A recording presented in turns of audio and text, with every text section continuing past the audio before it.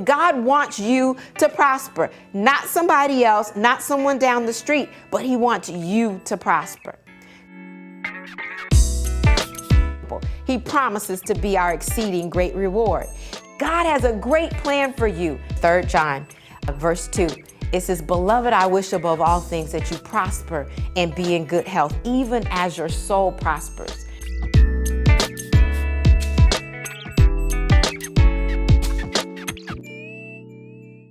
Well, hello again. I'm Dr. Chonta Haynes with Heart Truth Ministries, and it truly is my pleasure to bring you Transformative Biblically Based Truth. And this is our opportunity that we get to study God's Word. So if you would, bow with me.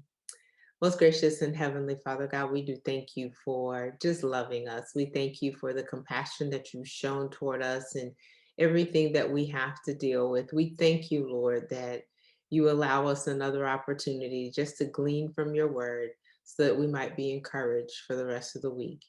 We'll bless you always, God. We'll honor you always. In Jesus' name we do pray and give you thanks. Amen. Well, today I want to go to Luke chapter number 7. I'll begin at the 11th verse, but it'll be 11 through 17.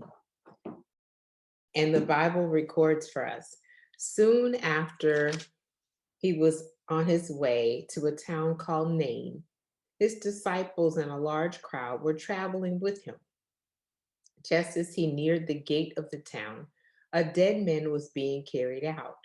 He was his mother's only son, and she was a widow. A large crowd from the city was also with her. When the Lord saw her, he had compassion on her and said, "Don't cry." Then he came up and touched the open coffin, and the pallbearer stopped.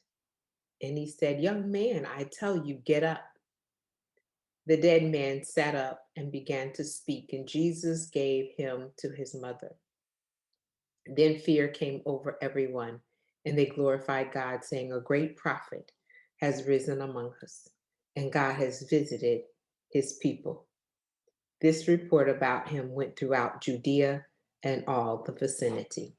And I read that in the Holman Christian Standard Version, but in the King James Version, we see a little bit different as far as the actual conversation, same information, but we'll look at that. First of all, let me say that don't turn this off to think that, okay, I'm not a widow and I haven't lost a child or I haven't lost a spouse or something of that sort.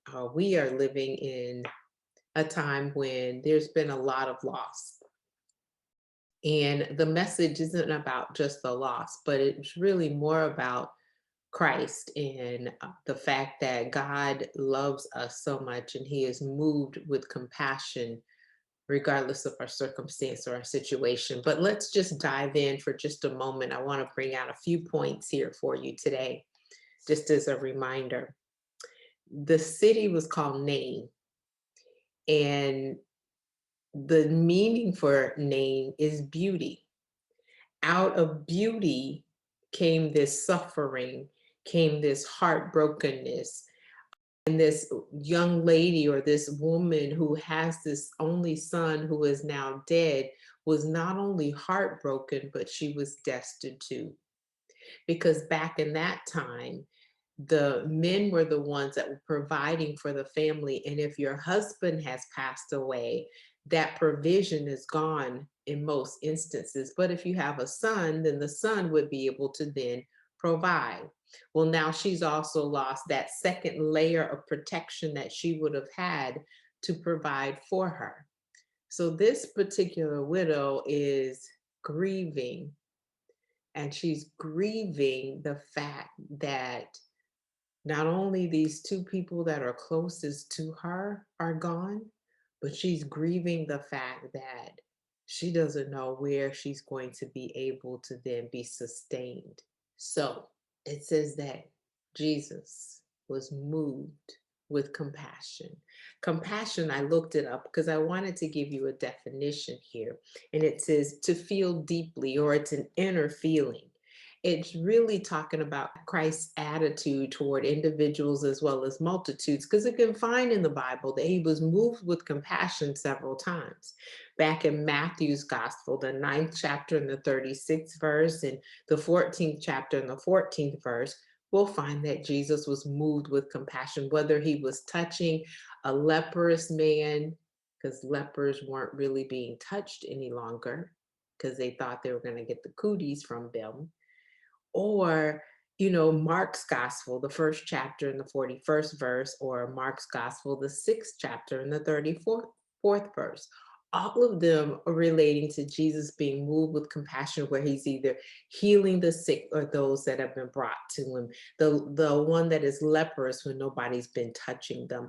All of those things was, I am on the inside, I have some concern. I won't say just pity, because it's a little bit more than that.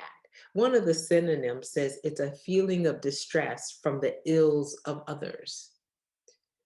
I sense what you're going through and I feel deeply for you. My heart hurts because your heart is broken. Another synonym says it's to have mercy to alleviate the suffering in the lives of others. When I'm moved with compassion, not just I'm just pitying you or I have sympathy for you, but I am moved to do something about your suffering to alleviate it. And that's what Christ did.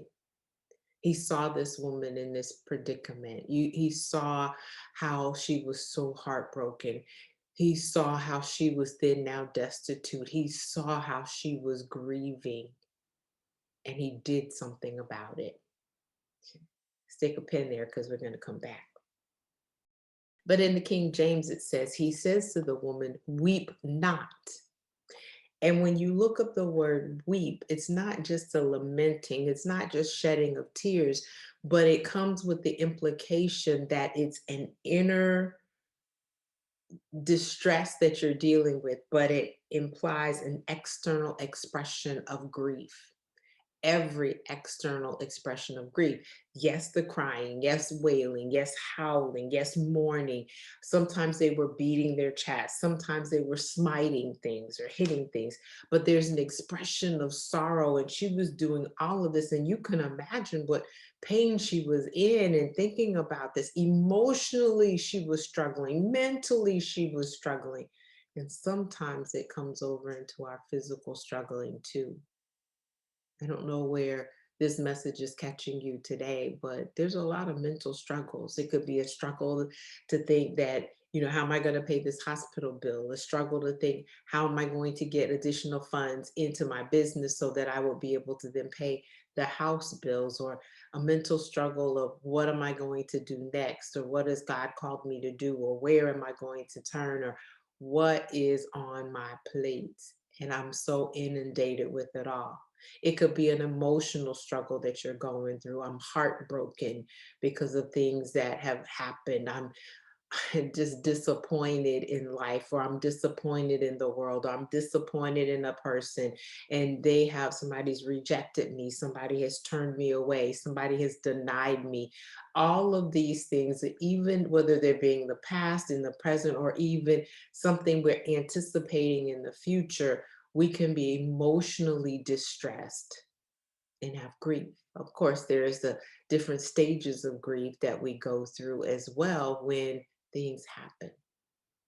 And I can relate to that. What about you?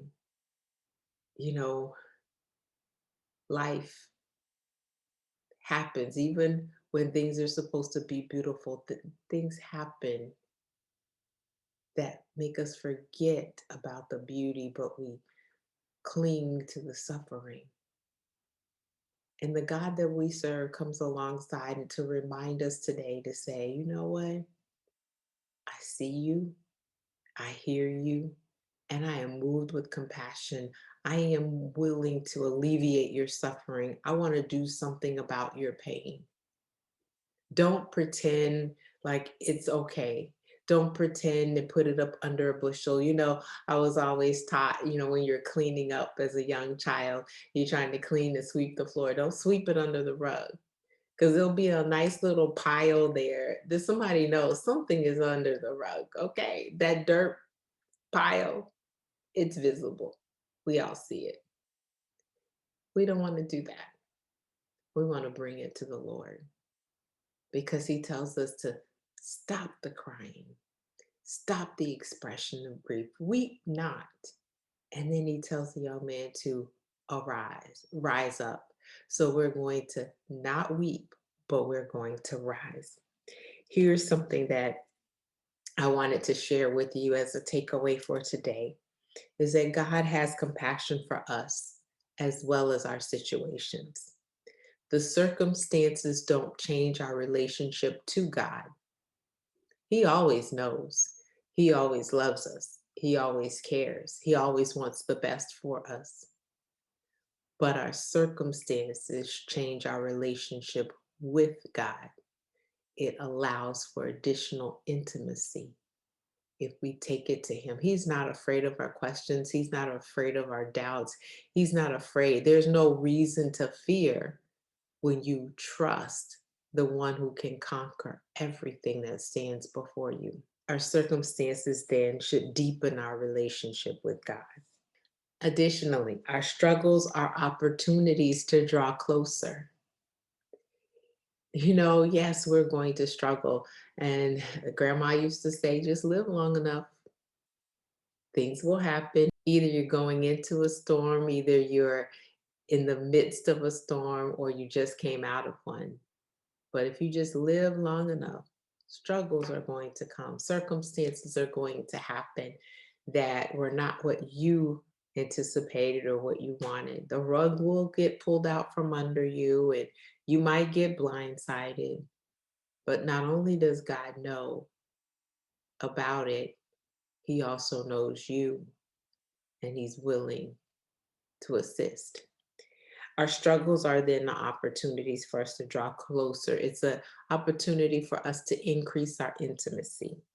It's an opportunity for us to rise above the situation and not act like what others would want us to act like, but for us to act like the child of the Most High.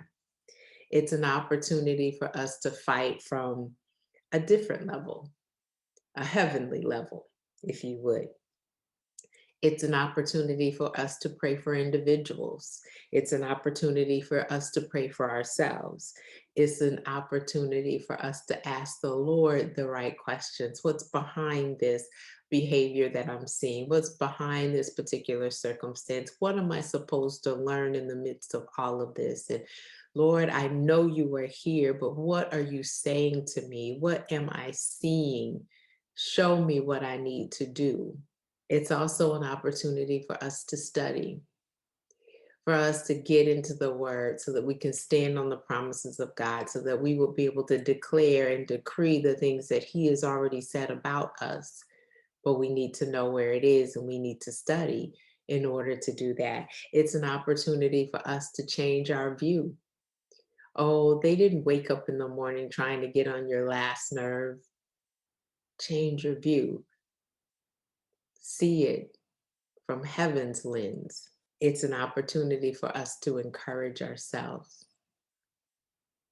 Because, see, when we're going through, sometimes we might not have somebody else that is there to encourage us. And we don't want the toxic relationships, but sometimes we have to be like David and encourage ourselves in the Lord. The joy of the Lord is our strength. He says, bring it all to Him. Come boldly before His throne.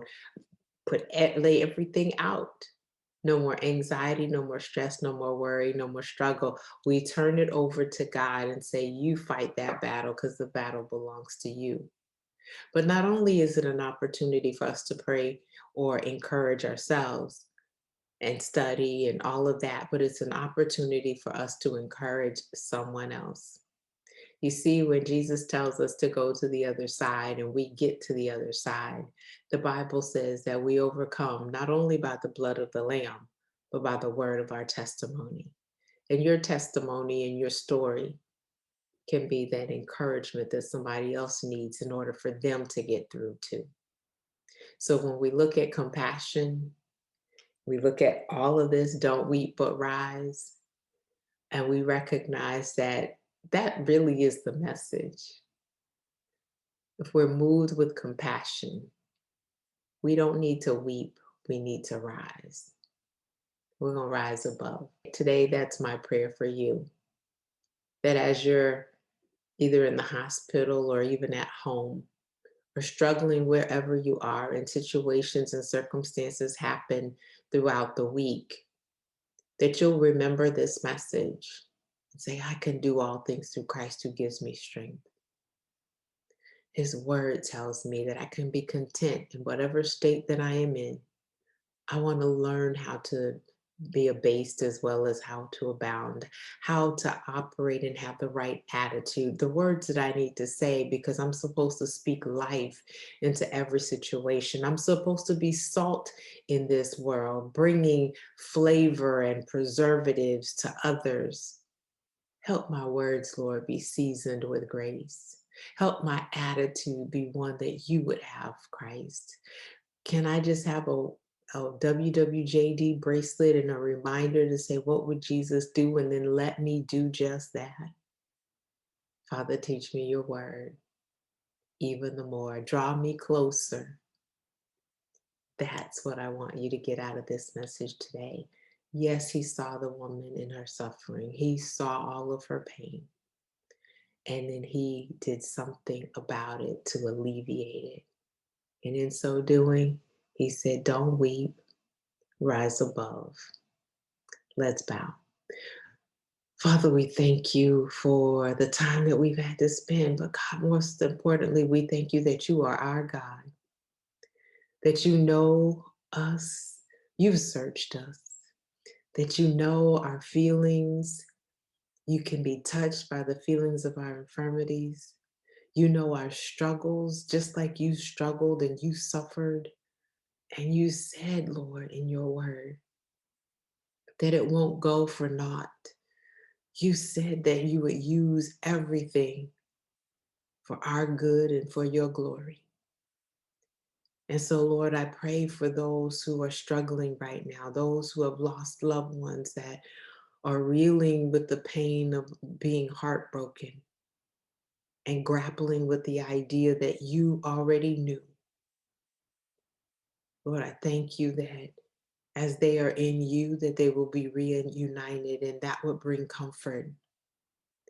God, I pray that you would give them peace in the midst of this, and that you would comfort their hearts, and you would allow them to see the collateral beauty in the midst of all of this, that we would see opportunities in our struggle, that we would praise you as we're waiting, and we would truly mount up on wings as eagles, that we will run and not be weary, we will walk and not faint through every trial and tribulation and circumstance and pain. God, that you will bring us through, and that we would have a knowing on the inside that it's you. Strengthen us, God, for this journey. Strengthen us, Lord, as we move forward. I pray, Father, that you strengthen every heart. You strengthen their emotions, you strengthen their intelligence, you strengthen even their physical bodies. And we'll be careful to give you all the praise and all the glory. It's in Jesus' wonderful name, who has taught us so much. Amen. Well, again, God bless you. I'm Dr. Chonta Haynes with Heart Truth Ministries. Don't forget to subscribe, like, and share this message so that others might also then be encouraged by it. Go in peace and have an absolutely fantastic rest of your day.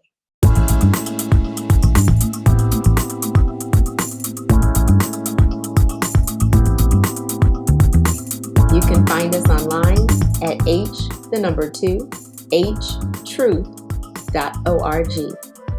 At Heart to Heart Truth Ministries, we're helping believers live an abundant life based on God's Word, standing on His promises, walking out His principles, sharing with God's people, serving as unto the Lord.